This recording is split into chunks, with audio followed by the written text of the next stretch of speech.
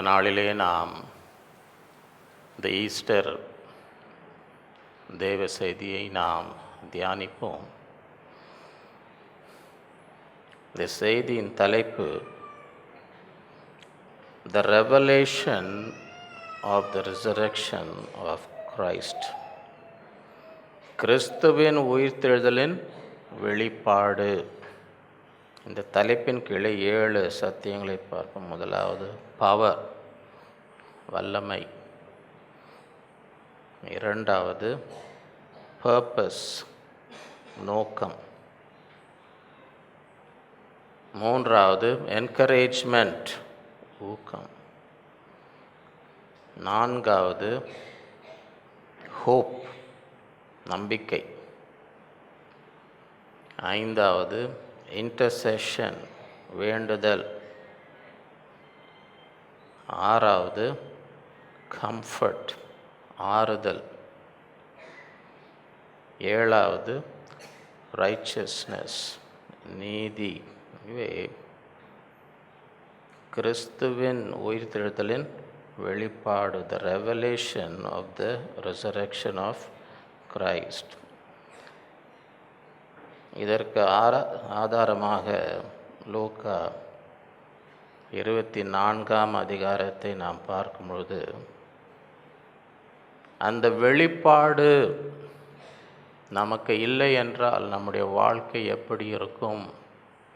அதுதான் லூக்கா 24ஆம் அதிகாரத்தில் இந்த முதல் வசனத்திலே ஆண்டவர் உயிரோடு தான் இருக்கிறார். ஆண்டவர் உயிர்த்தெழுந்துட்டார். உயிரோடு இருக்கும்போது அந்த வெளிப்பாட்டை பெறாததினால் எப்படிப்பட்ட சூழ்நிலை அவங்க வாழ்க்கையில் இருந்தது. வாரத்தின் முதல் நாள் அதிகாலையே தாங்கள் ஆயத்தம் பண்ணின அந்த வர்க்கங்களை அவர்கள் எடுத்துக்கொண்டு, அவர் உயிரோடு இருக்கிறார். உயிரோடு இருக்கவங்களுக்கு அந்த வர்க்கம்லாம் தேவையா? அந்த வெளிப்பாடு இல்லைன்னா இப்படி தேவையில்லாத காரியங்களை நாம் செய்து கொண்டிருப்போம். வேறு சில ஸ்திரீகளோடு கூட கல்லறையின் இடத்தில் உயிரோடு இருக்கிறவங்கள கல்லறையில் போய் தேடணுமா? உயிரோடு இருக்கிறவங்கள கல்லறையில் போய் தேடலாமா? யாருன்னா கல்லறையில் இருக்கிறீங்களா? என் அட்ரஸ் கல்லறை, என்னை பார்க்கணுன்னா அங்கே வாங்க, அந்த கல்லறையில் இருப்பேன்னு சொல்கிறீங்களே. உயிரோடு இருக்கிறவங்க யாரும் கல்லறையில் இருக்க எத்தனை பாதிப்பு பாருங்கள். அந்த வெளிப்பாடு இல்லாததுனாலே, அவர் உயிரோடு இருக்கிறார் என்ற வெளிப்பாடு இல்லாததுனாலே ஒவ்வொரு படியும் தேவையில்லாத கல்லறையை அடைந்திருந்த கல்லை புரட்டி தள்ளி இருக்கிறதை கண்டு உள்ளே பிரவேசித்து கர்த்தராகிய இயேசுவின் சரீரத்தை காணாமல் அதை குறித்து மிகுந்த கவலை அடைந்திருக்கையில், மிகுந்த கவலை. உயிர்த்தெழுதலின் வெளிப்பாடு இல்லைன்னு வைங்க, மிகுந்த கவலை. இன்றைக்கும் அந்த வெளிப்பாடு இல்லாமல் நாம் வாழ்ந்து கொண்டு இருப்போம் என்றால் நம்ம இருதயத்தில் என்ன இருக்கும்? மிகுந்த பிரகாசமுள்ள வஸ்திர 2 பேர் அவர்கள் அருகே நின்றால் அந்த ஸ்திரீகள் பயப்பட்டு தலை கவிழ்ந்து, வெளிப்பாடு இல்லைன்னா என்ன எப்படி இருக்கும் வாழ்க்கை? பயப்பட்டு தலை நிமிர்ந்து இருக்க மாட்டீங்க. தலை நிமிர்ந்து இருக்க மாட்டோம். தரையை நோக்கி நிற்கையில் அந்த 2 பேரும் அவர்களை நோக்கி, உயிரோடு இருக்கிறவரை நீங்கள் மரித்தவரிடத்தில் தேடுகிறது என்ன? அந்த வெளிப்பாடு இல்லைன்னா எப்படி தான்? உயிரோடு இருக்கிறவங்கள கல்லறையில் போய் தேடி நிற்பீங்க. மரித்தோர் இடத்துல தேடுகிறது என்ன? ஏன் இங்கே வந்துருக்கிறீங்க? அவர் உயிரோடு இருக்கிறார், ஏன் இங்கே வந்து நிற்கிறீங்க? அவர் இங்கே இல்லை, அவர் உயிர்த்தெழுந்தார். மனுஷகுமாரன் பாவிகளான மனுஷர்கள் ஒப்பு கொடுக்கப்படவும் சிலுவையில் அறையப்படவும் 3ஆம் நாளில் எழுந்திருக்கவும் வேண்டும் என்பதாக அவர் கலிலேயில் இருந்த காலத்தில் உங்களுக்கு சொன்னதை நினைவு கூறுங்கள். எத்தனை பேர் கேட்குற பிரசங்கத்தை ஞாபகம் வச்சுன்னு இருக்கிறீங்க? கேட்குற பிரசங்கத்தை ஞாபகம் வச்சுன்னு இருக்கிறீங்களா? இந்த காதில் வாங்கி அந்த காதில் விட்டுன்னு இருக்கிறீங்களா? அதுதான் இவங்களுக்கு நிலமை. அப்போ கலியில் பிரசங்கம் பண்ணாரே, உங்களுக்கு சொன்னாரே, மூன்றாம் நாள் உயிரோடு அதை நினைவு கூறுங்கள். அப்பொழுது அவர்கள் அவருடைய வார்த்தைகளை நினைவு கொண்டு கல்லறையை விட்டு திரும்பி போய் இந்த சங்கதிகள் எல்லாவற்றையும் 11 மற்றவருக்கும் இவைகளை அப்போஸ்தலருக்கு சொன்னவர்கள் மகதலினா மரியாளும் யோவானாலும் யாக்கோபின் தாயாக மரியாளும் இவர்களுடனே கூட இருந்த மற்ற ஸ்திரீகளுமே. பெண்கள் வந்து சொல்கிறாங்க, பெண்கள் வந்து ஆண்களுக்கு சொல்கிறாங்க, பெண்கள் வந்து அப்போஸ்தலருக்கு. நீங்கள் அந்த மாதிரி சூழ்நிலை இருக்குதா? சில மனைவிங்க குறை சொல்லுவாங்க, நான் சொல்கிறது எதுவுமே அவர் எடுத்துக்க மாட்டுறாருங்க, நான் சொல்கிறது எதுவுமே. இவர்களுடைய வார்த்தைகள் அவர்களுக்கு வீண் பேச்சாக தோன்றினார். உயிர்த்தெழுதல் வெளிப்பாடு இல்லைன்னா இப்படி தான் நடக்கும். உண்மையை வந்து சொன்னால் கூட அது வீண் பேச்சு. அவர்கள் இவர்களை நம்பவில்லை. அவிசுவாசம். ஆண்டவர் உயிரோடு இருக்கிறார், ஆனால் இங்கே நடக்கிறது என்ன? அவர் உயிர்த்தெழுந்த பிறகு அந்த வெளிப்பாடு இல்லாததுனால இங்கே நடக்கிறது என்ன? பேதுருவோ எழுந்திருந்து கல்லறையின் இடத்தில் ஓடி அதற்குள்ளே குனிந்து பார்க்கையில் சீலைகளை தனிப்பட்டு வைக்கப்பட்டதை கண்டு சம்பவத்தை குறித்து தன்னில் ஆச்சரியப்பட்டு கொண்டு போனான். அன்றைய தினமே அவர்கள் 2 பேர் எருசலேமுக்கு 7-8 மைல் தூரமான எம்மா எனும் கிராமத்துக்கு போனார். போகையில் இந்த வர்த்தமானங்கள் யாவை குறித்து அவர்கள் ஒருவரோடு பேசிக்கொண்டார்கள். இவர் அப்படி அவர்கள் பேசி சம்பாஷித்து கொண்டிருக்கையில் இயேசு தாமே சேர்ந்து அவருடனே கூட நடந்து, ஆனாலும் அவரை அறியாதபடி அவர்கள் கண்கள் மறைக்கும். அப்பொழுது அவர்களை நோக்கி, சந்தோஷம் பொங்குதேன்னு பாடுறீங்களே, என்ன விசேஷம்? ஜீவிக்கிறார், இயேசு ஜீவிக்கிறார், அந்த பாட்டை பாடின்னு இருந்தாங்க. என்ன நிலைமை? நீங்கள் துக்க முகம் உள்ளவர்களாய் வழி நடந்து ஒருவருக்கொருவர் சொல்லிக்கொள்கிற காரியங்கள் என்னவென்று. ஏன் துக்க முகம்? இந்த உயிர்த்தெழுதல் வெளிப்பாடு இல்லை. இன்றைக்கி நம்ம நிலைமை அப்படி தான் இருக்கும். இந்த உயிர்த்தெழுந்தவுடைய வெளிப்பாடை பெறாவிட்டால் மனசில் என்ன தான் இருக்கும்? துக்கம்தான். துக்க முகமாக இருப்போம். அவர்களில் ஒருவனாகிய கலையோப்பா என்பவன் பிரயோத்திரமா, இந்நாட்கள் எருசலேமே நடந்தவைகளை அறியாதபடி நீர் அந்நியரோ என்றான். நீங்கள் என்னங்க ஊருக்கு புதுசாக? ஊருக்கு அந்த 2 பேர் சண்டை போட்டுன்னு இருந்தாங்க. கதை ஞாபகம் இருக்கா அவங்களுக்கு? மத்தியானத்தில் வெயிலில் ஒருத்தன் அது இது ஒருத்தன் சூரியன்ன்றான், இல்லை இது சந்திரன்றான், இது நிலா. பயங்கரமாக 2 பேரும் பார்த்தா ரவுடி மாதிரி இருக்கிறாங்க. அவ்வளோ வெறியா சண்டை. அந்த நேரத்தில் ஒருத்தன் வந்தான், தம்பி இது சூரியனா? 2 பேரை பார்த்தா இது சொன்னால் அவன் அடிச்சுடுவான், அவன் சொன்னால் இவன் பயந்து போய் என்ன சொல்கிறதுனே தெரில. கட்சியில் ஐயா நான் ஊருக்கு புதுசு, நான் அவர் ஊருக்கு, அதனால் அவருக்கு தெரியலையாம் ஊருக்கு புதுசுனால இது சூரியனா சந்திரனான்னு. அதான் இங்கே கேட்குறாங்க, நாட்கள் எருசலேமே நடந்தவர்களை அறியாதபடிக்கு நீர் அந்நியராயிருக்கிறீரோ?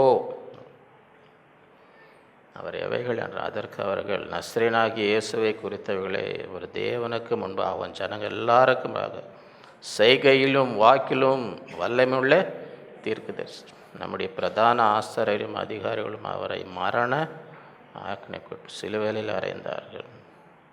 அவரே இஸ்ரவேலை மீட்டு ரட்சிப்பர் என்று நாங்கள் நம்பியிருந்தோம். இவர் மேலே தான் நம்பின்னு இருந்தோம், இவரை தாங்க நம்பின்னு இருந்தோம். போயிட்டாருங்க. அந்த மாதிரி சில பேர் இருக்காங்களா? மனுஷனை நம்பி இவரை தாங்க நம்பின்னு இருந்தோம், அவர் போயிட்டாருங்க, இப்போ என்னங்க பண்ண போகிறது? இவைகள் சம்பவித்து இன்று 3 நாள் ஆகிறது. ஆனாலும் எங்கள் கூட்டத்தை சேர்ந்த சில ஸ்திரீகள் அதிகாலமே கல்லெடுத்து போய் அவருடைய சரீரத்தை காணாமல் திரும்பி வந்தவர் உயிரோடு இருக்கிறார் என்று சொன்ன தேவ தரிசித்தோம் என்று சொல்லி எங்களை பிரமிக்க பண்ணார்கள். அப்பொழுது எங்களில் சிலர் கல்லறிடத்துக்கு போய் ஸ்திரீகள் சொன்னபடியே கண்டார், அவரையோ காணவில்லை. அப்பொழுது இந்த வசனத்தை நல்லா கவனிக்கணும். இந்த வசனத்தை நல்லா கவனிக்கணும்.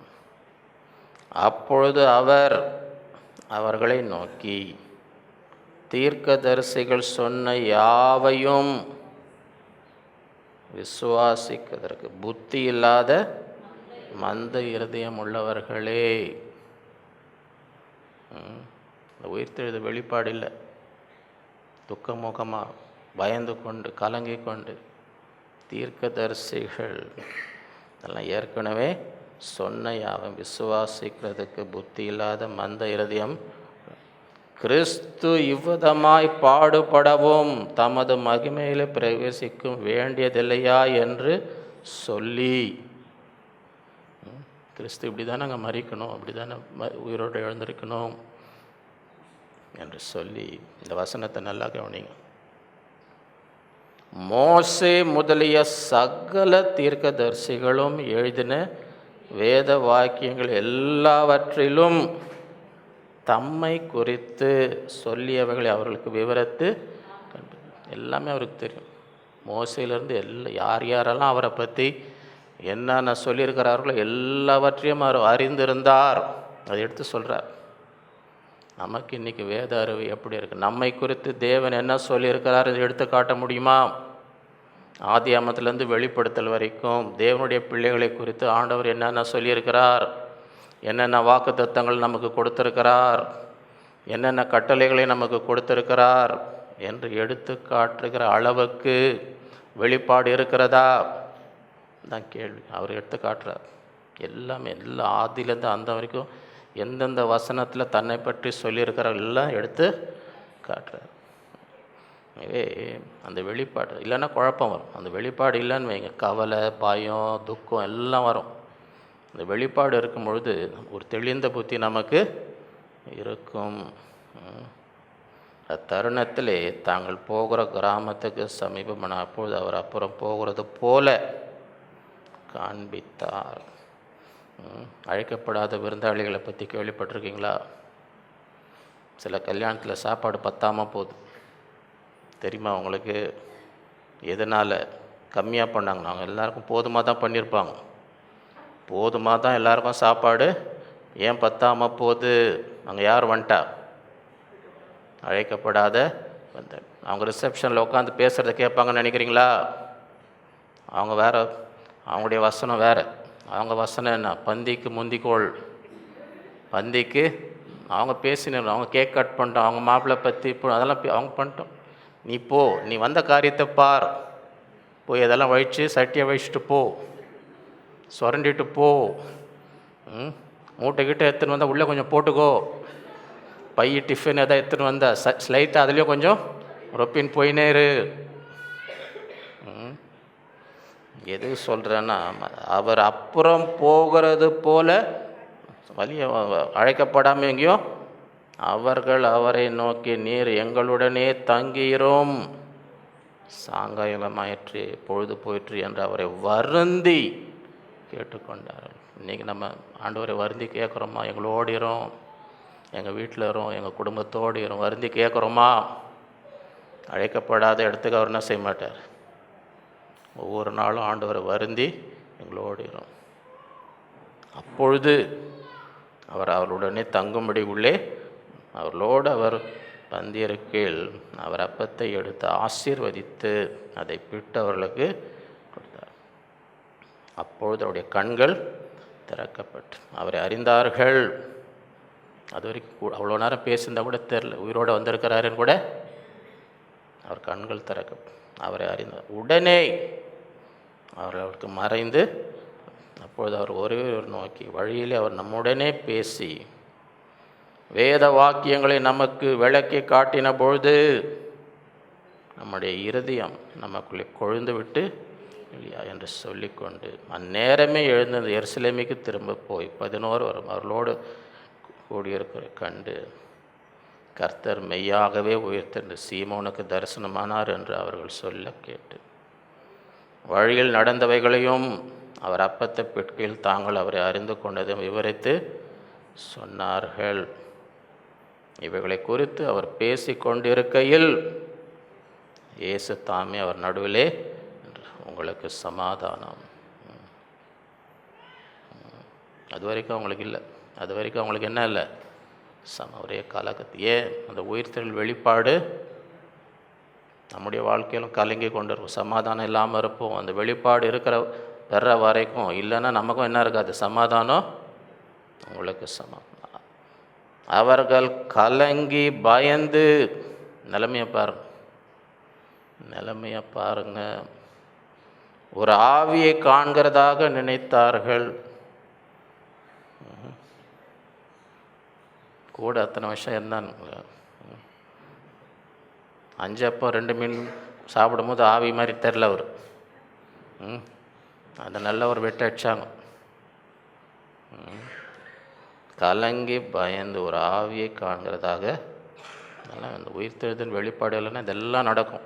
இந்த வெளிப்பாடு இல்லைன்னா அவர் அவர்களை நோக்கி, நீங்கள் ஏன் கலங்குகிறீர்கள்? உங்கள் இருதயங்களில் சந்தேகங்கள் எழும்புகிறது நான் தான் என்று அறியும்படி என் கைகளையும் என் கால்களையும் பாருங்கள், என்னை தொட்டு பாருங்கள்.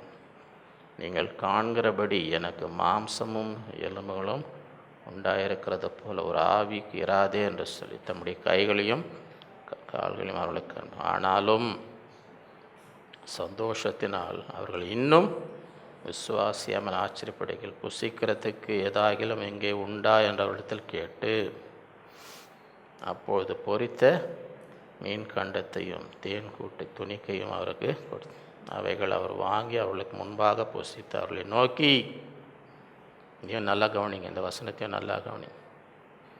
மோசேயின் நியாய பிரமாணத்திலும் தீர்க்கதரிசிகளிலும் ஆகமங்களிலும் சங்கீதங்களிலும் என்னை குறித்து எழுதி வைக்கிறதெல்லாம் நிறைவேறிய வேண்டியது என்று நான் உங்களோடு இருந்தபோது உங்களுக்கு சொல்லி கொண்டு வந்த விசேஷங்கள் இவைகளே. இதெல்லாம் ஏற்கனவே நான் சொல்லியிருக்கேன். எல்லாம் வசனத்தில் இருக்குது.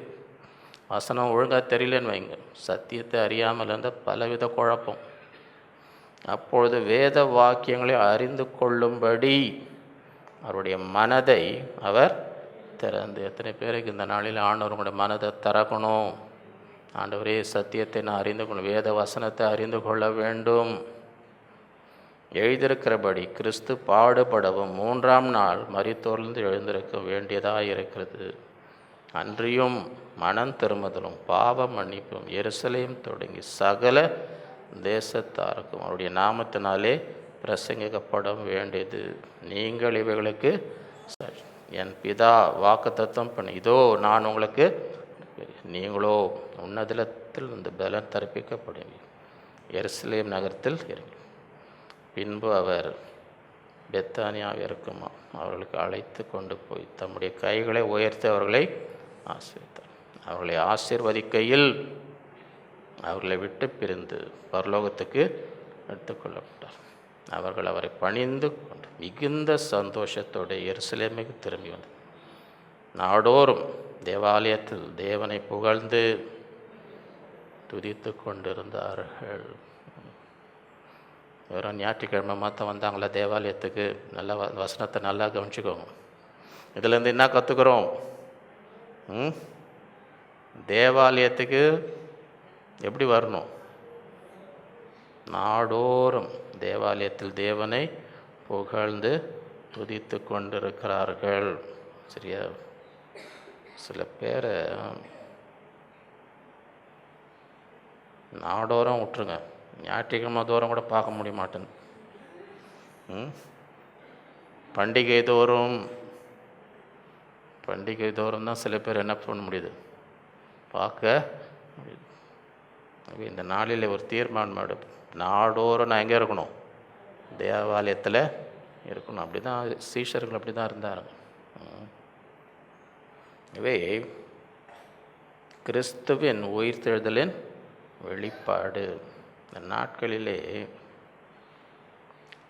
வேதத்துடைய வெளிப்பாடு மிக மிக முக்கியம். இந்த வெளிப்பாடு இல்லாமல் நம்ம வாழ்ந்தோன்னு வைங்க, அநேக குழப்பங்கள், அநேக பயங்கள், அநேக கவலைகள், சமாதானம் இருக்காது.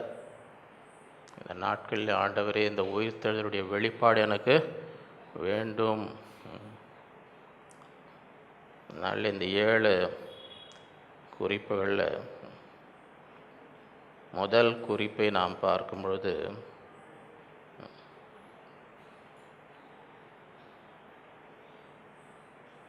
பவர், வல்லமை. முதல் குறிப்பு வல்லமை. இந்த உயிர்த்தெழுதலின் வல்லமை வேதத்திலே ஆண்டுடைய வல்லமைக்கு உதாரணமாய் சொல்லப்பட்டிருக்கு. ஆண்டுடைய வல்லமைக்கு உதாரணமாக எதை காட்டுறாங்க? உயிர்த்தெழுதலின் ஆண்டவர் எவ்வளோ அற்புதங்களை செஞ்சார். வியாதியை குணப்படுத்தினார், தண்ணீரை திராட்சை ரசமாக மாற்றின, செங்கடலை பிள்ளை, அதெல்லாம் இருக்குது. ஆனால் அவருடைய வல்லமைக்கு பிரதான உதாரணமாக வேதத்தில் எதை குறிப்பிடுதான்? அந்த உயிர்த்த கிறிஸ்துவை மரித்தோரிலிருந்து, அதுதான் மிகப்பெரிய உதாரணம். காரணம், அங்கே தான் பிசாசு தன்னுடைய முழு வல்லமையை பயன்படுத்தின. திரும்பி உயிரோட வரக்கூடாது, ஆண்டவர் திரும்பி என்ன செய்யக்கூடாது, உயிரோட வரக்கூடாது என்று பிசாசு தனக்கு இருந்த அத்தனை வல்லமையும் பயன்படுத்தினோம். அப்போ அவர் உயிரோடு எழுந்திருப்பது என்ன தெரிஞ்சது? பிசாசு தன்னுடைய முழு வல்லமையும் பயன்படுத்தினாலும் ஆண்டோடைய வல்லமைக்கு முன்பது அவனால் என்ன செய்ய முடியாது, நிற்க முடியாது. தான் உயிர்த்தெழுதலின் வல்லமை. அதனால தான் அதை உதாரணமாக எபேசியர் 1:15-23 ஆனபடினாலே கர்த்தராகிய இயேசுவின் மேல் உள்ள உங்கள் விசுவாசத்தையும் பரிசுத்தவான்கள் எல்லார் மேலும் உள்ள அன்பை குறித்து நான் கேள்விப்பட்டு இடைவிடாமல் உங்களுக்காக ஸ்தோத்திரம் பண்ணி என் ஜெபங்களில் உங்களை நம்முடைய கர்த்தராகிய இயேசு கிறிஸ்துவின் தேவனும் மகிமையும் பிதாவினது தம்மை நீங்கள் அறிந்து கொள்வதற்கான தான் வெளிப்பாடு. தேவனை அறிந்து கொள்வதற்கான ஞானத்தையும் தெளிவையும் அளிக்கிற ஆவியை உங்களுக்கு தந்தருள வேண்டும். தாம் நம்மை அழைத்ததினாலே நமக்கு உண்டாயிருக்கிற நம்பிக்கை என்னதென்று, பரிசுத்த வான்களுக்கு நமக்கு உண்டாயிருக்கிற சுதந்திரருடைய மகிமையின் ஐஸ்வர்யம் என்னதென்று. எத்தனை பேருக்கு உங்களை எவ்வளோ சொத்து இருக்குன்னு தெரியணும்னு ஆசையாக இருக்குது. அதுதான் இது. உங்களுடைய சுதந்திரம் என்ன, உங்களுடைய ஐஸ்வர்யம் என்ன, அதை நீங்கள் அறிந்து கொள்ளும்படி தாம் கிறிஸ்துவை மரித்தோரிலிருந்து எழுப்பி அவரிடத்தில் நடப்பித்த தமது பலத்த சத்துவத்தின் வல்லமையின்படியே. என்ன வெளிப்பாடு? இந்த உயிர்த்தெழுதலுடைய வெளிப்பாடு, இந்த வல்லமையின் வெளிப்பாடு என்ன? அன்றைக்கு உயிர் தெழுந்த அந்த வல்லமை, கிறிஸ்துவை மரித்தோரிலிருந்து உயிர்த்த அந்த வல்லமை இன்றைக்கி எங்கே இருக்குது? இன்றைக்கி அந்த வல்லமை எங்கே இருக்குது? அதுதான் வெளிப்பாடு. அந்த வெளிப்பாடு தான் நமக்கு வேணும். என்ன போட்டிருக்கு? வல்லமையின்படியே விசுவாசிக்கிறவர்களாகிய நம்மிடத்தில் காண்பிக்கும் தம்முடைய வல்லமையின் மகா மேன்மையான மகத்துவம் இன்னதென்று நீங்கள் அறியும். அவர் உங்களுக்கு பிரகாசமுள்ள மனக்கண்களை கொடுக்க வேண்டும் என்று வேண்டி. அதுதான் வெளிப்பாடு. அந்த வல்லமை எனக்கு உனக்குள்ளே இருக்கிறது என்ப வெளிப்பாடை நீ பெற்றுக்கொள்ள வேண்டும். அதுக்காக ஆண்டவர் உனக்கு பிரகாசமான மனக்கண்களை தர வேண்டும்.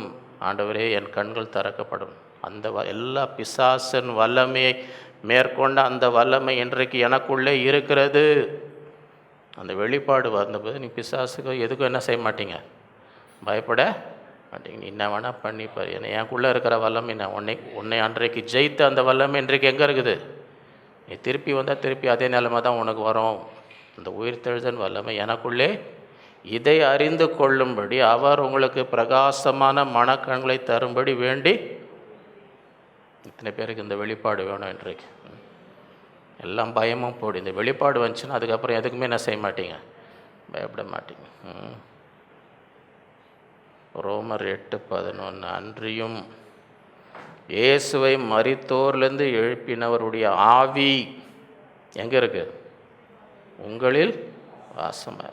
கிறிஸ்துவை மரித்தோர்ந்து எழுப்பினவர் உங்களில் வாசமாக இருக்கிற தம்முடைய ஆவியினாலே சாவுக்கு ஏதுவான உங்கள் சரீரங்களை என்ன செய்வார்? உயிர்ப்பிப்பார். அந்த வல்லமை உங்களையும் என்ன செய்யும்? உயிர்ப்பிக்கும். இரண்டாவது குறிப்பு பர்பஸ், நோக்கம். பிலிப்பியர் 3:10-14. இப்படி நான் அவரையும் அவருடைய உயிர்த்தெழுதலின் வல்லமையும் அவருடைய பாடுகளின் ஐக்கியத்தையும் அறிகிறதற்கும் அவருடைய மரணத்துக்கு ஒப்பான மரணத்துக்குள்ளாகி எப்படியாயினும் நான் மரித்தோரிலிருந்து உயிரோடு எழுந்திருப்பதற்கு தகுதியாகும்படிக்கும் அவருக்காக எல்லாவற்றையும் நஷ்டம் என்று விட்டேன். குப்பையுமாக அந்த வெளிப்பாடுக்காக அந்த உயிர்த்தெழுதலின் வல்லமை அவருடைய மரணத்துக்கு ஒப்பான இதனை அறிந்து கொள்ளும்படி எல்லாவற்றையும் நஷ்டமாக விட்டேன். குப்பையுமாக அப்படின்னா இந்த வெளிப்பாடுக்காக என்ன விலை கிரயமும் செலுத்த ஆயத்தமாக இருக்கிறேன்.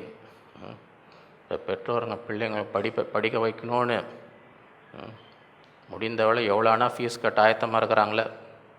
எப்படியாச்சும் என்ன செய்யணும், பிள்ளைங்களை படிக்க வைக்கணும். அதுதான். அதுபோல் இவர் என்ன செய்கிறார்னா, அந்த உயிர்த்தெழுதலின் வல்லமை அறிய வேண்டும், ஆண்டவரை அறிய வேண்டும். அதற்காக எல்லாவற்றையும் நஷ்டமும் குப்பையுமாய் எண்ணுகிறேன். எதற்காக? ஏன்? நான் அடைந்தாயிற்று அல்லது முற்றும் தெரியும் நானேன் என்று எண்ணாமல் கிறிஸ்து இயேசுவினால் நான் எதற்காக பிடிக்கப்பட்டேன் அதை நான் பிடித்து கொள்ளும்படி ஆசையாய் படுகிறேன். சகோதரரே, நான் அதை பிடித்து கொண்டேன் என்று நான் ஒன்று செய்கிறேன், பின்னானவளை மறந்து முன்னானவளை நாடி கிறிஸ்து இயேசுவுக்குள் தேவன் அழைத்த பரம அழைப்பின் பந்தய பொருளுக்காக லக்கை நோக்கி. அப்படின்னா என்ன? ஏன் அந்த வெளிப்பாடு எனக்கு வேணுன்றார். ஏன் எனக்கு அந்த வெளிப்பாடு வேணும்? ஏன் கிறிஸ்துவின் உயிர்த்தெழுதலின் வல்லமையின் வெளிப்பாடு எனக்கு வேணும்னா, நான் என் நோக்கத்தை நிறைவேற்றணும். கிறிஸ்துவினால் எதற்காக நான் பிடித்து கொண்டேனோ அதை நான் என்ன செய்யணும்? பிடித்துக்கொள். என் வாழ்க்கை வீணாய் போயிருக்கும், இங்கேயும் அங்கேயும் என் நாட்களை நான் வீணாக்கக்கூடாது. என் வாழ்க்கையின் நோக்கம் என்ன? என்னை குறித்து தேவனுடைய சித்தம் என்ன? ஏன் ஆண்டவர் என்னை தெரிந்து கொண்டார்? அதை நான் நிறைவேற்றணும். என் வாழ்க்கை முடிவில் நான் திரும்பி பார்த்தா என் நோக்கத்தை நிறைவேற்றினேன் என்ற அந்த திருப்தி எனக்கு இருக்கணும். என் நாட்களை வீணாக்கினேன் என்ற துக்கம் என்ன செய்யக்கூடாது? இருக்கக்கூடாது. அதுக்காக என்ன விலை கிரயம் செலுத்த ஆய்த்து அந்த வல்லமையை நான் அறிந்து கொள்ள வேண்டும். அந்த உயிர்த்தெழுதலின் வல்ல காரணம், அப்பொழுது தான் என் வாழ்க்கையுடைய நோக்கத்தை நான் என்ன செய்ய முடியும்? நிறைவேற்ற முடியும். 2 கொரிந்தியர் 5:14 கிறிஸ்துவுடனே அன்பு எங்களை நெருக்கி, ஏனென்றால் எல்லாருக்காகவும் ஒருவரே எல்லாரும் மரித்தார். பிழைத்திருக்கிறவர்கள் இனி தங்களுக்காக மரித்து எழுதுவதற்கு இந்த பிழைத்திருக்கும்படி அவர் எல்லாருக்காகவும் மரித்தார் என்று இதான் நிற்கிறோம். நம்முடைய நோக்கம், யாருக்காக வாழ்கிறோம்? யாருக்காக இந்த உலகத்தில் வாழ்கிறோம்? இனினா என்ன அர்த்தம்? இதுவரைக்கும் எப்படி வாழ்ந்தீங்களோ, பவுல் அதான் சொன்னார், அடைந்தாயிற்று என்று ஒன்று செய்கிறேன், பின்னானவர்களை மறந்து. இனி நான் வாழ்வது யாருக்காக தான்? கிறிஸ்துவுக்காக. அதுக்காக தான் அந்த வல்லமை, அந்த உயிர்த்தெழுதலின் வல்லமை நான் அறிந்து கொள்ளணும். அந்த வெளிப்பாடு எனக்கு வேணும். அப்பொழுது என் வாழ்க்கையின் நோக்கத்தை நான் என்ன செய்வேன்? வீணாக்க மாட்டேன். என் நாட்களை நான் என்ன செய்ய மாட்டேன்? வீணாக்க மாட்டேன். அதை அந்த குறிக்கோள், அந்த லக்கை நோக்கி நான் தொடங்குகிறேன். 3வது என்கரேஜ்மெண்ட், ஊக்கம். இந்த உயிர்த்தெழுதலின் வல்லமையின் வெளிப்பாடு நமக்கு இருக்கும் பொழுது நமக்குள்ள ஒரு உற்சாகம் இருக்கும். 2 கொரிந்தியர் 4:8-18 நாங்கள் எப்பக்கத்திலும் நெருக்கப்பட்டும் ஒடுங்கி போகிறது, கலக்கம் அடைந்தும் மனம் முறிவு அடைகிறது, துன்பப்படுத்தப்பட்டும் கைவிடப்படுகிறது, கீழே தள்ளப்பட்டும் மடிந்து போகிறதில்லை. கர்த்தராகிய இயேசுவினுடைய ஜீவன் எங்கள் சரீரத்தில் விளங்கும்படி இயேசுவின் மரணத்தை எப்போதும் எங்கள் சரீரத்தில் சுமந்து. எப்படி எனில் சாவுக்கினமான எங்கள் மாம்சத்திலே இயேசுவினுடைய ஜீவன் விளங்கும்படி உயிரோடு இருக்கிற நாங்கள் எப்பொழுதும் இயேசுவின் நிமித்த மரணத்திற்கு ஒப்பு கொடுக்கப்படுகிறோம். இப்படி மரணமானது எங்களிடத்தும் ஜீவனானது உங்களிடத்தும் பேலன்ஸ். விசுவாசித்தேன் ஆகையால் பேசினேன் என்று எழுதியிருக்கிறபடி நாங்களும் அந்த விசுவாசத்தின் ஆவியை உடையவர்களாய் இருந்து விசுவாசிக்கிறபடியால் பேசு. கர்த்தராகிய இயேசுவை எழுப்பினவர் எங்களையும் இயேசுவை கொண்டு எழுப்பி உங்களுடனே கூட தமக்கு முன்பாக நிறுத்துவார் என்று அறிந்திருக்கிறோம். தேவனுடைய மகிமை விளங்குவதற்கு ஏதுவாக கிருபையானது அநேகருடைய ஸ்தோத்திரத்தினாலே பெருகும்படி இவையெல்லாம் உங்கள் நிமித்தம் ஆனபடியினாலே நன்றார். இந்த நம்பிக்கை எங்களுக்கு இருக்கிறதுனால என்ன ஆனபடியிலே நாங்கள் சோர்ந்து போகிறதில்லை. இந்த உயிர்த்தெழுதலின் வல்லமை, இந்த வெளிப்பாடு எங்களுக்கு இருக்கும் பொழுது எப்படிப்பட்ட சூழ்நிலை கண்டாலும் நாங்கள் என்ன செய்ய மாட்டோம், சோர்ந்து போக மாட்டோம். எங்கள் புறம்பான மனுஷனாந்த அழிந்தும் உள்ளான மனுஷன் அது நாளுக்கு நாள் மேலும் காணப்படுகள் அல்ல காணப்படாதவர்களை நோக்கி இருக்கிற நமக்கு அதி சீக்கிரத்தில் நீங்கும் லேசான நம்முடைய உபத்திரம் மிகவும் அதிகமான நித்திய கனமகிமை உண்டாயிருக்கிறது. ஆகவே இந்த உயிர்த்தெழுதலின் வெளிப்பாடு உடையவர்கள் வாழ்க்கையின் பிரச்சனையை எப்படி பார்ப்பாங்க? அதி சீக்கிரத்தில் நீங்கும் லேசான பெரிய இதுன்னு உட்காந்து இருக்க மாட்டாங்க. பெரிய மலையை தலைமையில் வச்சுன்னு இருக்க மாதிரி மூலையில் போய் உட்காந்து இருக்க மாட்டாங்க. இதை எப்படி பார்ப்பாங்க? இது அதி சீக்கிரத்தில் நீங்கள் லேசான, இது ஒன்றும் இல்லை, இது ஒன்றும் கிடையாது, இது ஒன்றுமே நாங்கள் சோர்ந்து போவதில்லை.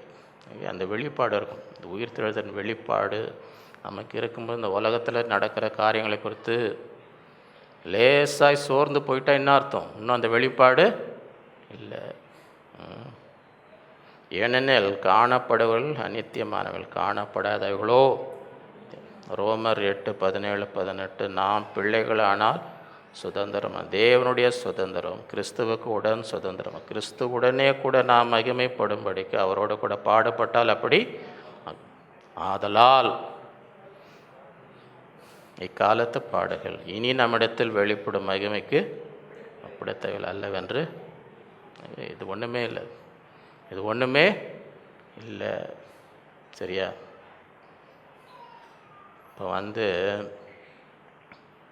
இப்போ ஒரு கோடீஸ்வரன் இங்கே யாராவது ஒருத்தங்க 12 மணி வரைக்கும் ஜோம் பண்ணிங்கன்னா 1 கோடி தரேன்னு சொன்னார்னு வைங்க.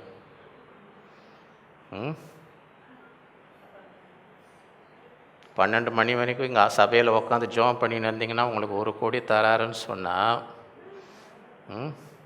யாராவது கடிகாரத்தை பார்ப்பாங்களா? ஏன்னா இது ஒன்று கிடைக்கிறது கோடி, இது ஒன்றும் பெருசு இல்லை. 12 மணி உட்காந்து இருக்கிறது ஒன்றும் பெருசு இல்லை, இதை பார்க்க மாட்டாங்க. அதுதான் இங்கு இக்காலத்து பாடுகள் வரப்போகும் மகிமைக்கு ஒப்பிடத்தக்கது. அதுதான் அந்த வெளிப்பாடு இருக்கும். 4வது ஹோப், நம்பிக்கை. 1 பேதுரு 1:3 நம்முடைய கர்த்தராக இயேசு கிறிஸ்துவின் பிதாவாகிய தேவனுக்கு ஸ்தோத்திரம் உண்டாவதாக. அவர் இயேசு கிறிஸ்து மரித்தோரிலிருந்து எழுந்ததினாலே அழியாததும் மாசற்றதும் வாடாததும் ஆகிய சுதந்திரத்திற்கு ஏதுவாக ஜீவனுள்ள நம்பிக்கை உண்டாகும்படி தமது மிகுந்த இரக்கத்தின்படி நம்மை மறுபடியும் கடைசி காலத்தில் வெளிப்பட ஆயத்தமாக்கப்பட்டிருக்கிற ரட்சிப்புக்கு ஏதுவாக விசுவாசத்தோடு கொண்டு தேவனுடைய பலத்தினாலே காக்கப்பட்டிருக்கிற உங்களுக்கு அந்த சுதந்திரம் பரலோகத்தில் வைக்கப்படும். இதிலே நீங்கள் மிகவும் சந்தோஷப்படுகிறீர்கள் என்றாலும் துன்பப்பட வேண்டியது அவசியமானதால் இப்பொழுது கொஞ்ச காலம் பலவிதமான சோதனைகளினாலே துன்பப்படுகிறீர்கள். இது ஒன்றும் புதுசே கிடையாது. பலவிதமான சோதனைகள் சந்திப்பது புதுசே கிடையாது. கொஞ்ச காலம் இதெல்லாம் என்ன அனுபவிக்கிறது. அழிந்து போகிற பொன் அக்கினினாலே சோதிக்கப்படும், அதை பார்க்கிலும் அதிக விலையேற பெற்றதாக இருக்கிற உங்கள் விசுவாசம் சோதிக்கப்பட்டு இயேசு கிறிஸ்து வெளிப்படும் உங்களுக்கு புகழ்ச்சியும் கனமும் மகிமை உண்டாக காணப்படும். அழிந்து போகிற பொன் அதை விட வெளியேற பெற்றது என்ன? உங்கள் விசுவாசம். இந்த சோதனைகள் என்ன செய்யும்? உங்கள் விசுவாசத்தை சோதிக்கும். அவரை நீங்கள் காணாமல் இருந்தும் அவரிடத்தில் அன்பு கொள், இப்பொழுது அவரை தரிசியாமல் இருந்தும் அவரிடத்தில் விசுவாசம் வைத்து சொல்லி முடியாததும் மகிமையால் நிறைந்திருக்கிறமாகிய சந்தோஷமுடவளாய் களி கூர்ந்து உங்கள் விசுவாசத்தின் பலனாகிய ஆத்தும ரட்சிப்பை அடைகிறீர்கள். இந்த நம்பிக்கை, இந்த உயிர்த்தெழுதலின் நம்பிக்கை. 1 கொரிந்தியர் 15:13-20 மரித்தோர் உயிர்த்தெழுதல் இல்லாவிட்டால் கிறிஸ்துவும் ஆண்டவரோடு ஒரு எழுந்திருக்கலன்னு வச்சுக்கோங்க. கல்லறையில் மரித்ததோடு சரி, யாரோ ஒரு உடம்பு தூக்கின்னு போயிட்டாங்க, அவர் உயிரோடு எழுந்திருக்கலைன்னா நம்ம நிலைமை என்ன ஆகும்? கிறிஸ்து எழுந்திருக்கவில்லை என்றால் எங்கள் பிரசங்கமும் விருதா, உங்கள் விசுவாசமும் விருதா. நாங்களும் நேரத்தை வீணாக்குறோம், நீங்களும் நேரத்தை வீணாக்கின்னு இருக்கீங்க. வேறு எதாவது பண்ணியிருக்கலாம். அவர் உயிரோடு எழுந்திருக்காமல் இல்லைன்னா எங்கள் பிரசங்கமும் விருதா. நான் எது அப்பயே முடிச்சிருக்கலாம் பிரசங்கத்தை, அப்பயே பிரசங்கத்தை முடிச்சிருக்கேன். எல்லாம் விருதா. அவர் உயிரோடு எழுந்திருக்கலன்னா எல்லாமே விருதா. மரித்தோர் உயிர் திறந்தாவிட்டால் தேவன் எழுப்பாத கிறிஸ்து அவர் எழுப்பினார் என்று நாங்கள் தேவனை குறித்து சாட்சி சொன்னதில்லை. தேவனுக்காக பொய் சாட்சி சொல்லுகிற காணப்படுவோமே. மரித்தோர் உயிர் திறந்தாவிட்டால் கிறிஸ்து எழுந்திருக்காவிட்டால் உங்கள் விசுவாசம் வீணாயிருக்கு. நீங்கள் இன்னும் உங்கள் பாவங்களில் இருப்பீர்கள். கிறிஸ்துவுக்குள் நித்திரை அடைந்தவர்களும் கெட்டிருப்பார்களே. இம்மைக்காக மாத்திரம் நாம் கிறிஸ்துவின் மேல் நம்பிக்கை உள்ளவர்களாக இருந்தால் எல்லா மனுஷரை பரிதபிக்கப்படவர்களாக இருப்போம். யாரும் இந்த உலக நன்மைக்காக, ஏங்க இயேசு எனக்கு வயிற்று வலி நல்லா ஆகணுங்க, ஏங்க இயேசு எனக்கு கொஞ்சம் காசு வேணுங்க, ஏங்க இயேசுவை விசுவாசிக்கிறீங்க, எனக்கு கொஞ்சம் ப்ரொமோஷன் வரணுங்க, எல்லாம் இந்த உலகத்துக்காக மாத்திரம் கிறிஸ்துவின் மேல் நம்பிக்கை வைத்த வசனம் எல்லா மனுஷரை பார்க்கிலும், ஏன்னா நித்திய ஜீவன், அதுதான் நம்பிக்கை. அதை விட்டுட்டு வேறு எது இருந்தாலும் கிறிஸ்துவோ மரித்தோர்லேருந்து எழுந்த நித்திரை அடைந்தவர்கள் முதற்பலனானார். மனுஷனால் மரணம் உண்டானபடியா மனுஷனால் மரித்தோரின் உழ்த்ததிலும் ஆதாமுக்குள் எல்லாம் மறி போல கிறிஸ்துவுக்குள் எல்லாரும் உயிர்ப்பிக்கப்படுவார்கள்.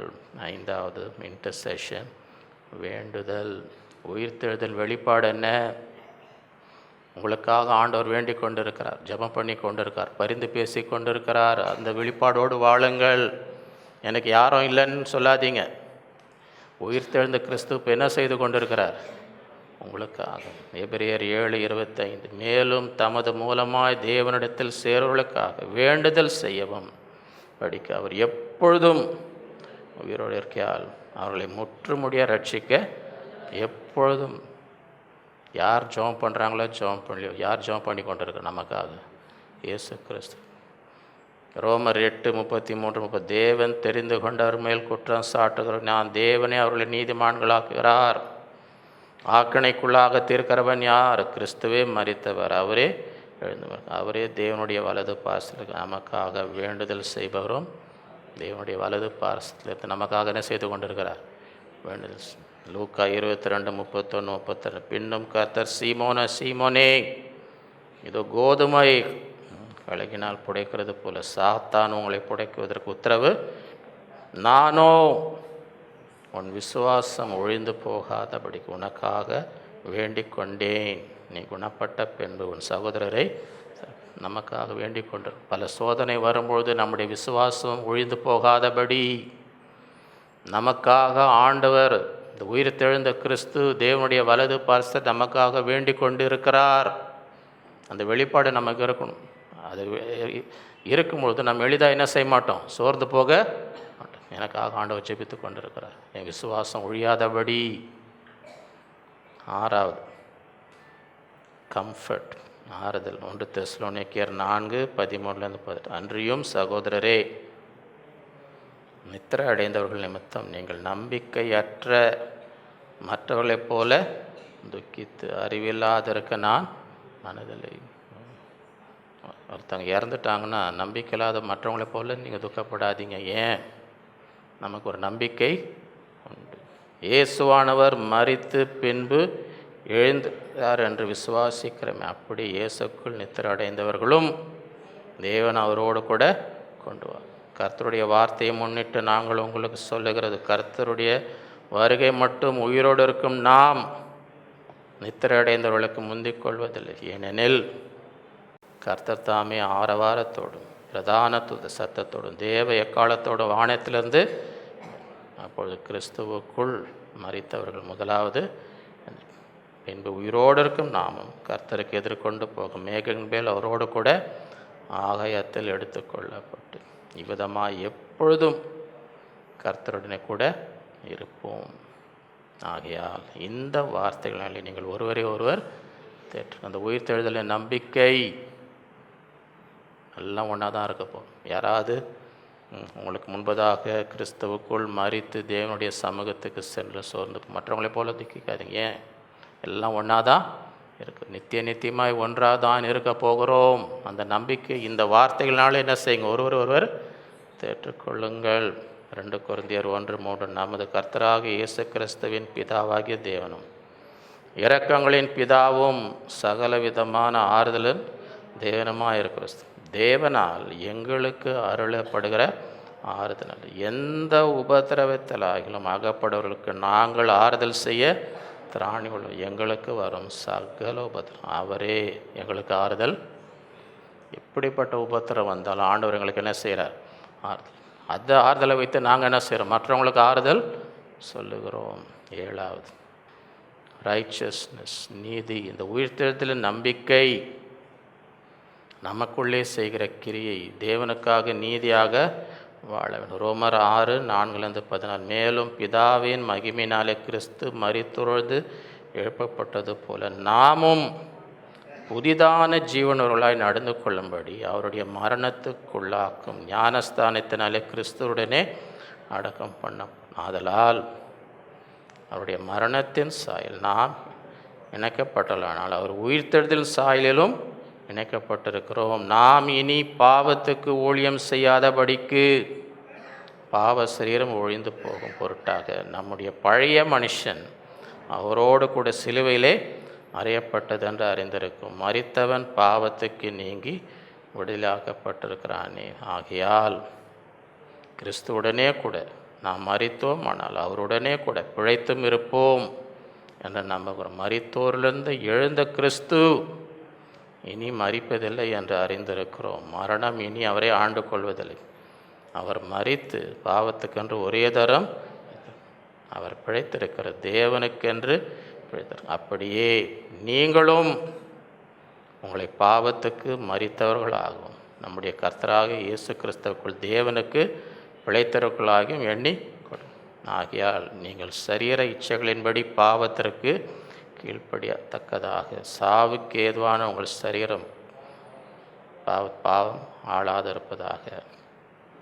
நீங்கள் அவைகளை அநீதியின் ஆயுதங்களாக பாவத்திற்கு ஒப்புக்கொடாமல் உங்களை மரித்தோர்லேருந்து பிழைக்கிறதற்கான தேவனுக்கு ஒப்பு கொடுத்து உங்கள் அவயங்களை நீதிக்குரிய ஆயுதங்களை தேவனுக்கு ஒப்புக்கொடுங்க.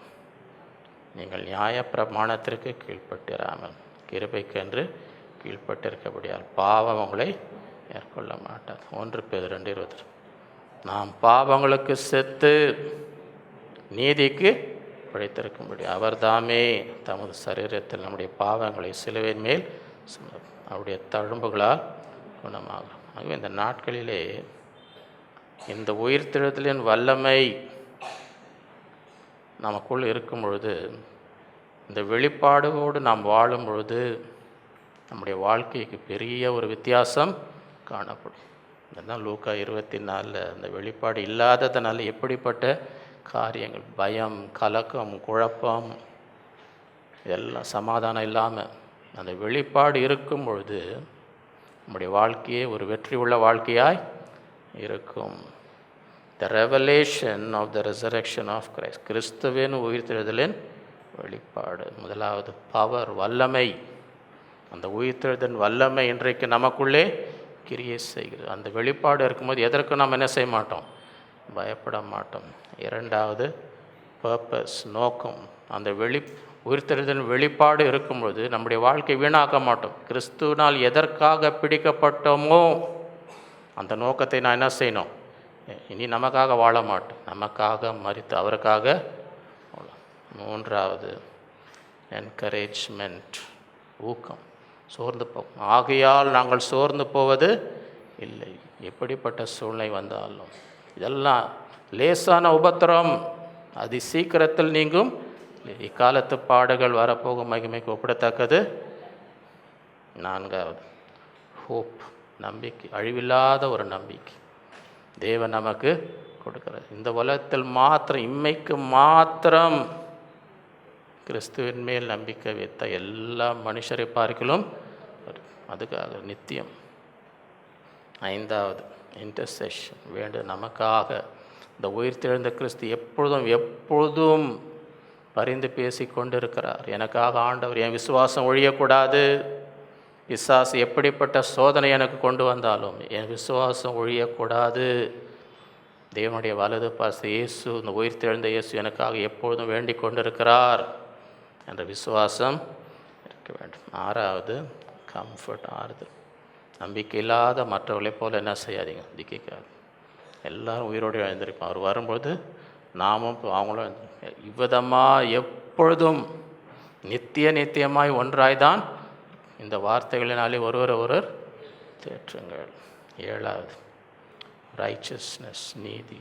கிறிஸ்து மரித்து உயிர்த்தெழுதல். நாம் என்ன செய்யணும்? பாவத்துக்கு மரித்து நீதிக்காக பிழைக்க வேண்டும்.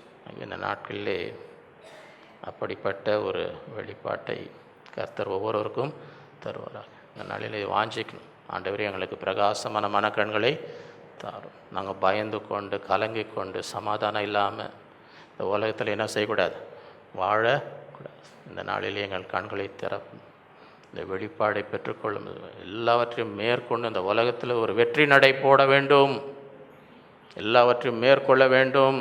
அப்படிப்பட்ட ஒரு வெளிப்பாட்டை இந்த நாளிலே எங்கள் ஒவ்வொருவருக்கும் தாரும் என்ற விசுவாசத்தோடு இந்த நாளிலே கர்த்தர் நம்ம ஒவ்வொருவருக்கும் கிருபை செய்வாராக. ஜெபிப்போம். அன்புள்ள ஆண்டவரே, உம்மை துதிக்கிறோம், உம்மை ஸ்தோத்தரிக்கிறோம். இந்த உயிர்த்த இந்த நாளிலே மரணத்தை ஜெயித்து எழுந்த ஆண்டவர், ஜீவனுள்ள தேவன், எங்களுக்குள்ளே நீர் வாசம் செய்கிறீர். அதை கொண்டாடும்படி, அதை தியானிக்கும்படி, அதை பாடும்படி, எங்கள் இருதயத்தை ஊற்றி ஜெபிக்கும்படி தந்த கிருபைக்காகவும் ஸ்தோத்திரிக்கிறோம். இந்த நாட்களிலே அந்த உயிர்த்தெழுதலின் வெளிப்பாட்டை நாங்கள் ஒவ்வொருவரும் பெற்றுக்கொள்ளும்படி சீஷர்கள் அந்த வெளிப்பாடை பெறாததினாலே பயந்து கலங்கி சமாதானம் இல்லாமல் துக்கத்தோடு காணப்பட்டிருந்தார்கள். வேதத்தை அறியாமல், தீர்க்கதரிசிகள் உரைத்ததை உணராமல் இந்த நாட்களிலே நீர் அவர்களுக்கு வேதத்திலிருந்து எல்லாவற்றையும் உம்மை குறித்து, மோசையிலிருந்து, தீர்க்கதரிசிகளிலிருந்து, ஆகமங்களிலிருந்து, சங்கீதங்களிலிருந்து உம்மை குறித்து சொல்லப்பட்ட எல்லாவற்றையும் அவளுக்கு விவரித்து சொன்னீர். அவருடைய கண்களை திறந்தீர், அவருடைய இருதயங்களை திறந்தீர், வசனங்களை புரிந்து கொள்ளும்படி இந்த நாளிலே அப்படிப்பட்ட வெளிப்பாடுகள் எங்களுக்கும் கட்டளையிடுவீராக. இந்த உயிர்த்தெழுதலின் வல்லமை எங்களுக்குள்ளே கிரியை செய்கிறது என்பதை உணரும்படி பிரகாசமான மனக்கண்களை எங்களுக்கு தருவீராக. இந்த நாட்களிலும் அந்த நம்பிக்கை இந்த நாள் எங்களுக்கு இருப்பதா, இந்த உற்சாகம், நாங்கள் சோர்ந்து போகிறதில்லை. இதெல்லாம் அதிசீக்கிரத்தில் நீங்கும் லேசான உபத்திரம். இக்காலத்து பாடுகள் வரப்போகும் மகிமைக்கு ஒப்பிடத்தக்கது அல்ல. அதை விசுவாசிக்கும்படி செய்வீராக. எங்களை ஆறுதல் படுத்துகிற தேவன், நம்பிக்கை இல்லாத மற்றவர்களைப் போல துக்கிக்க வேண்டாம். கிறிஸ்து வரும்போது எல்லாம் உயிரோடு, என்றென்றைக்கும் உயிரோடு இருப்போம்.